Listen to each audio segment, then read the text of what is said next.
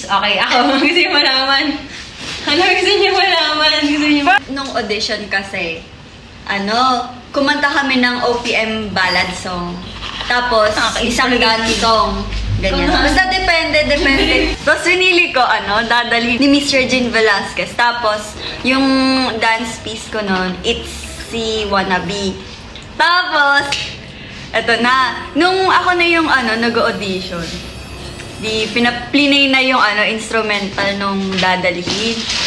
Noong una natatandaan ko pa yung lyrics. Tapos nung plinay na, hindi ko na matandaan. Alam niyo pa ginawa? Na na na na na. hanggang dulo?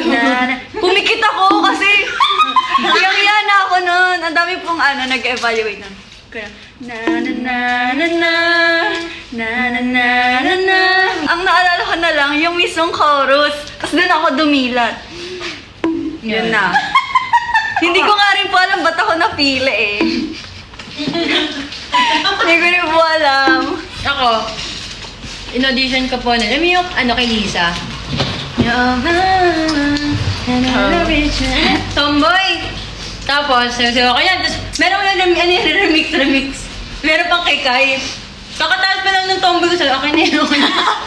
Bumili ako ng ng mababang. Ng mababang. Nitulak kami. No audition ko, hindi nag-play yung music ko.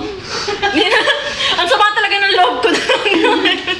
Hindi nag-play yung music ko dun sa sayaw. So, ang ginawa ko, diba meron tayong choreo. Meron freestyle.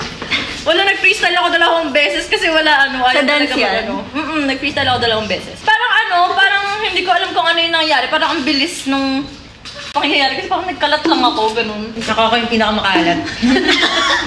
Hulaan niyo kung sino sa amin naka-witness ng audition. Hulaan niyo muna, tinating ako. Ako yun. Kasi dati di ba wala pa tayong doorknob, wala pang doorknob. So butas pa siya. Nakasilip kami nun, min.